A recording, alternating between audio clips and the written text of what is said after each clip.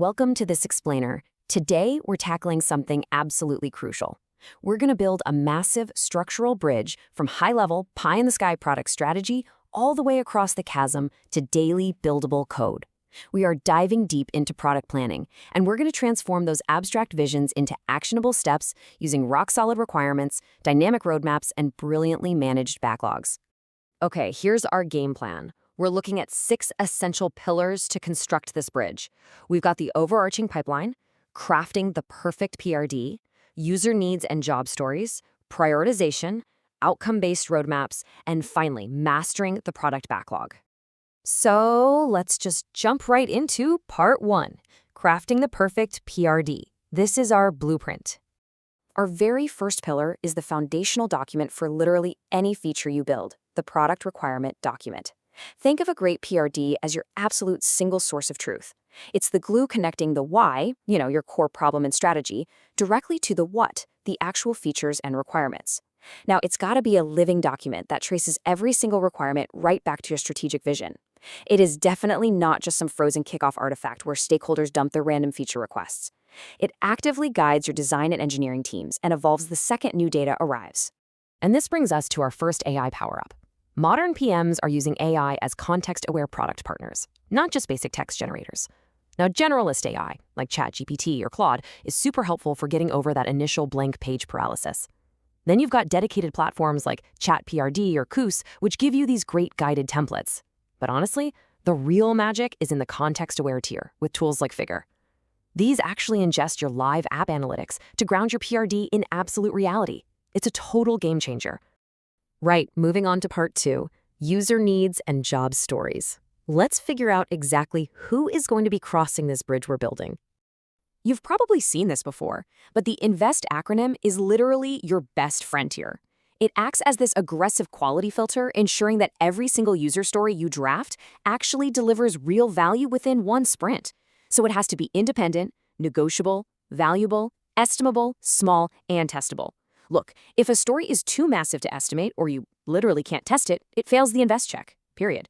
You have to break it down before engineering ever touches it. Now, you might be wondering, should we always use standard user stories? Actually, no. You've got to choose your format wisely. Stick to user stories when a persona's specific permissions really matter, but you should absolutely pivot to job stories when the specific situation is the real trigger for the feature. Think about someone using a food delivery app in the pouring rain. The fact that it's raining is the driver, right? Job stories drop the persona and focus entirely on that context and the expected outcome, giving your design team way sharper insights. And to stop developers from completely misinterpreting your needs, you have to lock down your acceptance criteria. If you're dealing with complex, sequential workflows, use the Gherkin format. That given, when, then structure forces a real conversation about edge cases and unhappy paths, basically acting like a contract before a single line of code is written. For basic stuff like form validations, just stick to a simple checklist format. That brings us to part 3, prioritization and feature ranking. We've got our requirements, but now we face the hardest question of all. What do we actually build first? The secret sauce here is pairing your frameworks together. Don't just use one. For instance, use the Moscow method to quickly align the team and mercilessly filter out all the won't-haves. Then take whatever survives that cut and apply RICE to rank them numerically based on reach, impact, confidence, and effort. Finally, layer in the Kano model just to make sure you aren't only building high-scoring spreadsheet features, but actually balancing basic user expectations with true, genuine delighters. And here is a fantastic prioritization AI power-up for you. Rather than just guessing your RICE scores or running these agonizingly slow, months-long customer surveys, AI tools can step in. Tools like Dovetail can instantly infer your Kano categories just by analyzing the language patterns in the user feedback you already have. It connects your analytics directly to your prioritization, giving you highly defensible numbers in a fraction of the time. Okay, part 4, building outcome-based roadmaps. Let's talk about flexible planning. We have our ranked list, but we need to share this timeline with stakeholders without making dangerous, rigid promises that will come back to haunt us. By shifting to a now, next, later roadmap, you completely change the conversation. You're focusing on outcomes and problems to solve, rather than locking your engineers into a stressful list of arbitrary deadlines. Now is committed. Next is directionally clear, but flexible. And later, Those are deliberately vague themes, giving your team the breathing room to figure out the how when the time is actually right.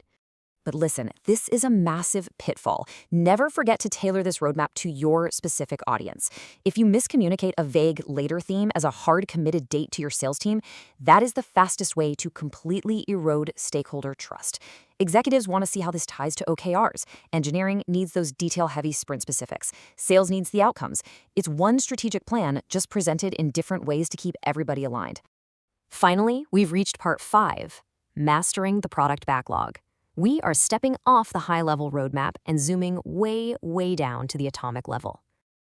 I absolutely love this quote from Jeff Patton. If your backlog is just this massive, flat, vertical list in Jira, well, you've completely lost sight of the user journey. It's just a bag of context-free mulch. You literally can't see the forest for the trees, or in this case, the user journey for the tickets. Which is exactly why we use a technique called story mapping. It's like a giant puzzle, but perfectly structured. By mapping out the user's high-level activities from left to right to create a backbone, breaking those into tasks, and then stacking your technical stories vertically beneath them, you transform that messy backlog into a brilliant two-dimensional visual of the entire product experience. Then you just draw horizontal lines to prioritize your release slices. And when you draw that very first release slice straight across the top of that map, you're creating what we call the walking skeleton. This forces you to be incredibly ruthless about what is actually required to prove the product works. It maps directly to your MVP. If a user can get from the very first activity to the absolute last, even if it's a bit rough around the edges, your walking skeleton is a success.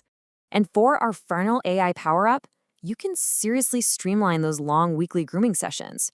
You can use AI to instantly draft your Gherkin acceptance criteria right inside backlog trackers like Jira and Linear, or visual mapping tools like Avian and Miro.